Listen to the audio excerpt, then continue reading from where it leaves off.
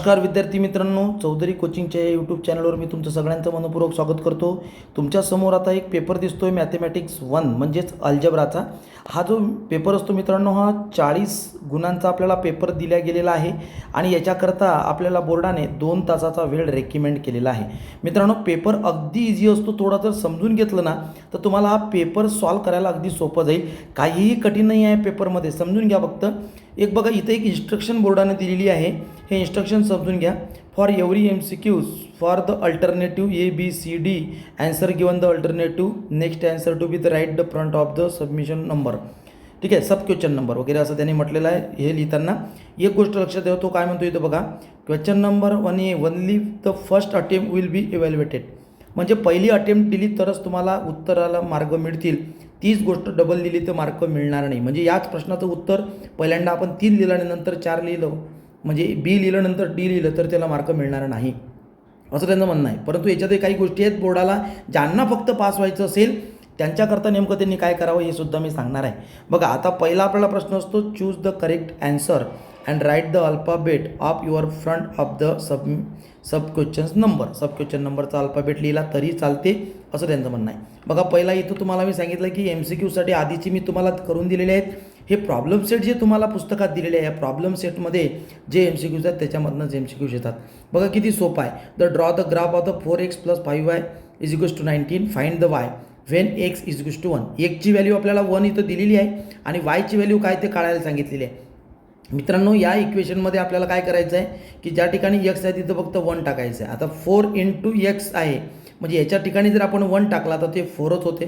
4 + 5y = 19 केल्यानंतर काय होतं, 5y जसा तसा राहतो आणि 19, आणि हा जो 4 आहे आता हा प्लस असल्यामुळे हा इकडून जाऊन हा मायनस होतो, आणि मायनस झाल्यामुळे कसं 19मधून 4 मायनस झाले तर 5 = 19 - 4 म्हणजे 15 उरतात. आणि मग काय होतं, y = 15 / 5 हे मल्टिप्लाय आहे, तर इकडे 5 गेलं तर डिवाईड, 5 3 म्हणजे y = 3 आणि आपला आन्सर 3 आलेला आहे. ठीक आहे, अशा पद्धतीने इतके इझी असतात ना मित्रांनो, तुम्ही सहजरित्या करू शकता, काही याच्यामध्ये कठीण नाही. आता काय म्हणते, out of the following equation with the answer not a quadratic equation. जे क्वाड्रेटिक इक्वेशन नाही आहे ते तुम्हाला इथं ओळखायचं आहे. तर पहिलं इक्वेशन क्वाड्रेटिक इक्वेशन नाही आहे. ठीक आहे, चालेल. त्याच्यानंतर पुढे आपल्याला दिलेलं आहे for the given AP is, आणि APची इथं देन TN किती येईल तर 3.5 हे त्याचं आन्सर आहे, आणि हे MCQs तुम्हाला तिथे मिळतील. त्याच्यानंतर इथं एक तुम्हाला इक्वेशन दिलेलं आहे, त्याचं आन्सर 10 आहे. चला आपण पुढे जाऊ. काही इक्वेशन तुम्हाला समजून सांगायचं. बघा, 1 मार्काचे जे क्वेश्चन असतात ना, solve the following sub question, 1 मार्कासाठी इतके इझी असतात ना, काहीच डिफिकल्ट नाही. बघा, इथं आता तुम्हाला विचारलं गेलं डिटर्मिनंट मेथडनं सॉल्व करायचं आहे. तुम्हाला माहीत आहे की याचा मल्टिपल करत असताना याचा क्रॉस मल्टिप्लिकेशन केला जाते. पहिले आता काय करायचं, 4 × 7 हे मल्टिप्लाय केलं आपण इथं, 4 × 7, आणि प्रत्येकीच्या साईन देताना इथं मायनसची साईन द्यावी लागते. ती साईन दिली आणि 3 × 2 केलेलं आहे, असं मल्टिप्लाय केलं, 28 - 6 आले, शेवटी आन्सर आला 22. बस झालं. हे तसंच आहे. तुम्हाला इथं टर्म ओळखायची आहे की कोणती टर्म आहे. TN म्हणजे इथं दिलेलं आहे बघा, TN म्हणजे 2, T2 म्हणजे 4, आणि T3 म्हणजे 6, आणि T4 म्हणजे 8 असं तिथं दाखवलं. आणि प्रत्येक याच्यातले आपल्याला टर्म काढायचे, म्हणजे याच्यात डिफरन्स किती आहे ते काढायचं असेल. इथं तर सरळच दिसते, 4 - 2 केले तर उरतात 2, प्रत्येकाच्या 2चा डिफरन्स आहे, पण तो अशा पद्धतीने सॉल्व करून काढू शकतो. त्यानंतर इथं बघा, तुम्हाला काय विचारलं, हा इतकं सोपं आहे. बघा, on centre article if rate of the CGST is 9%, then what is the rate of the SGST. आणि तुम्हाला माहिती आहे 9% जर CGST आहे तर SGST सुद्धा तेवढाच असतो. CGST म्हणजे central goods and service tax, आणि हा state goods and service tax असतो. जेवढा आपला सेंट्रलचा CGST असतो तेवढाच SGST असतो. म्हणजे सेंट्रल गव्हर्नमेंट जेवढा टॅक्स लावतात तेवढा स्टेट गव्हर्नमेंट टॅक्स लावत असतात. किती इझी असतं, काही कठीण नाही. आणि त्याच्यानंतर आता दिलेलं आहे आपल्याला इथे बघा, आता एक क्वेश्चन असतो, coin the toss write the sample space yes. याच्यामध्ये काहीच नाही, आपल्याला करायचं आहे की यस = काय येणार तर हेड आणि टेल एवढं येईल, म्हणजे NS या फॉर्म्युला टाकला तर 2 एवढं त्याचं आन्सर येतं. इझी आहे. आता इथं बघा काय आहे तर complete the following activity. Activity already दिलेली आहे, किती इझी आहे. आपण इथं याच्यामध्ये टाकलं आहे इक्वेशन 1 2. आता हे 12 + 9 किती होतात, 21 होतात, लिहिले आपण. आता 21 इथं 7x आहे बघा, 7x आणि 21. आता x जसा तसा राहील, 21 / 7 होऊन जाईल, तो आपण इथं केलं आहे, आणि 7 ने 21ला डिवाईड केलं तर 3 आन्सर येते. अगदी इझी आहे. ॲक्टिव्हिटी तर खूप इझी असते, तिथल्या तिथंच तुम्हाला लिहायचं असतं. इथं दिलेलं असतं बघा, ए इज इक्वल्स टू 1 आहे म्हणजे एक्स स्क्वेअरचं म्हणजे 1 आहे तो. इथं 2 आहे बघा, बी इज इक्वल्स टू 2 केला आणि सी तिसरी टर्म म्हणजे सीची असते ती -9 आहे. बस इथं लिहायची इथली उचलून, काहीच प्रॉब्लेम नाही. पुढे सॉल्व करत करत या पद्धतीने सॉर्ट आउट करता येतं. हे त्याच्यापेक्षा इझी आहे बघा. Complete the following table. आता याचा अर्थ समजून घ्या फक्त. एफ व्ही म्हणजे काय, फेस व्हॅल्यू. एम व्ह्यू म्हणजे मार्केट व्हॅल्यू. आता शेअर इज ॲट, शेअरची इथं पोझिशन. आता इथं काय म्हणते, फेस व्हॅल्यू 100 आहे, तर मार्केट व्हॅल्यू ते 100च राहील, कारण की इथं जर पार म्हणजे जे आहेत या पद्धतीनं share is at, share same आहे, तर इथं मार्केट व्हॅल्यू 100 आणि फेस व्हॅल्यू 100 आहे. आता काय आहे, इथं आपल्याला विचारलं होतं की बाबा मार्केट व्हॅल्यू 575 आहे, प्रीमियम भेटलं 500. आता प्रीमियम जर 500 भेटलं, त्याला बोनस जर 500 भेटलं, तर आपल्याला काय करायला लागेल, 575 सध्याची मार्केट व्हॅल्यू आहे, मग 500 याच्यातून मायनस करून टाका, उरली किती 75. अगदी इझी आहे. आता इथं बघा दुसरं काय म्हणते, इथं फेस व्हॅल्यू 10 रुपीज दिलं, मार्केट व्हॅल्यू 5 दिलं, तर डिस्काउंट भेटलं 5 रुपयाचं म्हणून इथं 5 आलेलं आहे, असं त्याचं आहे. इथं बघा, इथं तसं डिस्काउंट 15 रुपीज म्हणते आणि 200 रुपीज फेस व्हॅल्यू आहे, तर मार्केट व्हॅल्यू किती 150, कारण की 200मधून 50 मायनस करून द्यायचे, 150 तिथल्या तिथंच आहे, काही वेगळ्या ठिकाणी जाण्याची गरज नाही. अशाच पद्धतीचे हे क्वेश्चन्स असतात.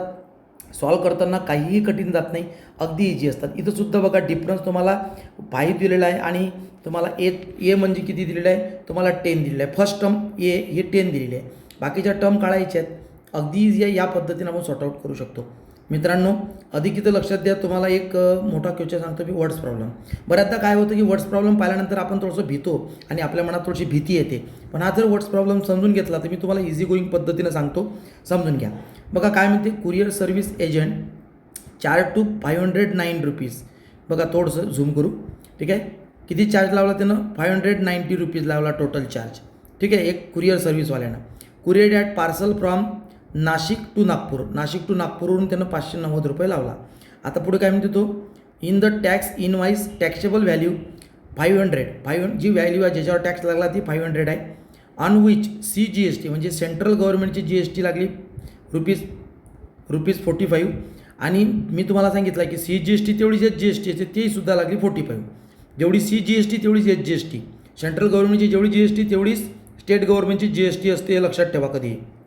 आता इथं बघा, ते सुद्धा 45 आहे आणि सी जी एस टी सुद्धा 40. Find the rate of the C G S T, H G S T.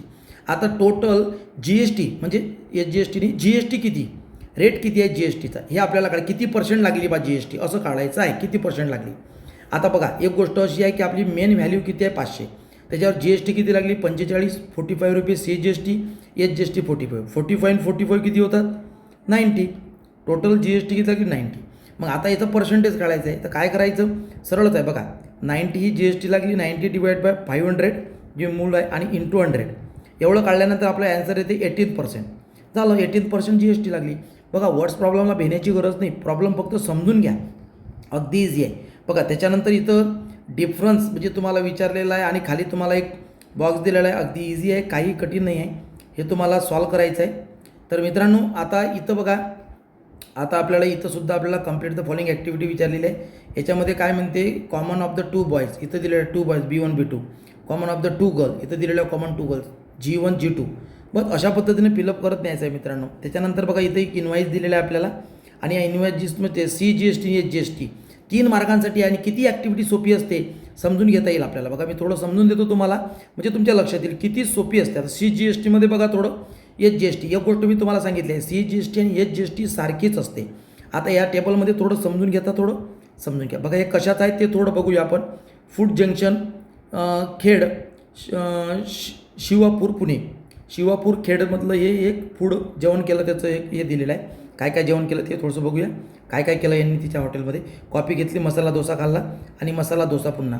आता बघा इथं एक गोष्ट तुम्हाला मला सांगायची आहे की जनरल इथं मसाला टी आहे, सॉरी मसाला टी आहे, तर त्याची कॉस्ट किती आहे, रेट किती आहे 10 रुपये, तर 10 रुपये आले. कॉफी एक घेतली 20 रुपये रेट आहे, 20 आले. पण मसाला डोसा 2 खाल्ले म्हणजे 60 रुपये रेट आहे, 7×2=12, 120 रुपये आले. इथं आले की नाही, बघा किती इझी आहे. आता इथं समजून घ्या, हे तर तक्ता अगदी इझी आहे. बघा जेवढी सी जी एस टी तेवढी एच जी एस टी असते. आता इथं आपल्याला काय दिलेलं आहे 2.5 आणि 0.5 हे दिलेलं आहे, त्याची रुपीज किती आल्या 2.5% सी जी एस टी लागली. आता मला सांगा की एच जी एस टी तेवढीच राहील 2.5% म्हणजे 0.5 आला इथं लिहायचं आहे आपल्याला. आता इथं बघा काय आहे, आता इथं म्हटलं आपल्याला 0.25 म्हणजे की त्याला 2.57 10 रुपयाचे करून पाहिजे तर एवढे होतात ते. आणि जेवढी इथं आले बघा, हे अधिक सांगण्याची गोष्टच आहे. हे इथं दिलेलं आहे 2.5 हे इथं लिहायचे, आणि हे 0.5 दिलेलं आहे ते इथं लिहायचे, कारण की SGST GST सारखीच असते. हे आपण याच्या आधी बघितलं. आता त्याच्यानंतर इथे तेच आहे, इथं 3 रुपये दिलेत ऑलरेडी, इथे 3 2.5 इथे आहे, 2.5 इथे आहे, 2.75 इथे आहे, 2.75 इथे येईल. याची टोटल केली तर 2.75 इथे इथे लिहिले झालं. काय कठीण आहे मला सांगा? इथे इथंच असते, जर बरोबर वाचून केलं तर काहीही कठीण नाही आहे, अगदी इझी गोईंग आहे. पुढचे जर आता हे 3 मार्काचे क्वेश्चन सॉल्व करायचे असतात ते अशाच पद्धतीने थोडं सॉल्व करा, जे इझी गोईंग जातात. जसं आता स्टॅटिस्टिक्समधला हा टेबल इझी असतो मित्रांनो, थोडं समजून घ्या. काही जर कॉमेंट करा, काही जर तुम्हाला अडचण असेल तर मला सांगा. आता क्वेश्चन नंबर जो 4 असतो ना मित्रांनो, हा थोडासा बऱ्याचदा आपल्याला कठीण वाटतो, पण तुम्हाला सांगू, जे तुमच्या पुस्तकामध्ये स्टार केलेले जे काही क्वेश्चन्स आहेत, जे सॉल्व एक्झाम्पल्स आहेत, ते सॉल्व करताना या पद्धतीनं प्रॉब्लेमला बघा. आणि जर तुम्हाला काही जर अडचण आली तर हा क्वेश्चन नंबर 4 आणि क्वेश्चन नंबर 3, क्वेश्चन नंबर 4 आणि क्वेश्चन नंबर 5 सॉल्व करताना मला काही कॉमेंट करा, काही प्रॉब्लेम सांगा, मी तुम्हाला नक्की सॉर्ट आउट करून देईल. मित्रांनो, या पेपरचा छान पद्धतीनं अभ्यास करा, एकदा व्यवस्थितरित्या समजून घ्या, म्हणजे तुम्हाला काहीही कठीण जाणार नाही, हे 100% मी तुम्हाला शाश्वती देतो. आणि MCQसाठी काय करायचं तर ते तुम्हाला याच्या आधी मी सांगितलेलं आहे. पुन्हा थोड्याशा काही छोट्या छोट्या कन्सेप्ट मी तुमच्या क्लिअर करून देणारच आहे. चला, thank you so much, best of papers मित्रांनो.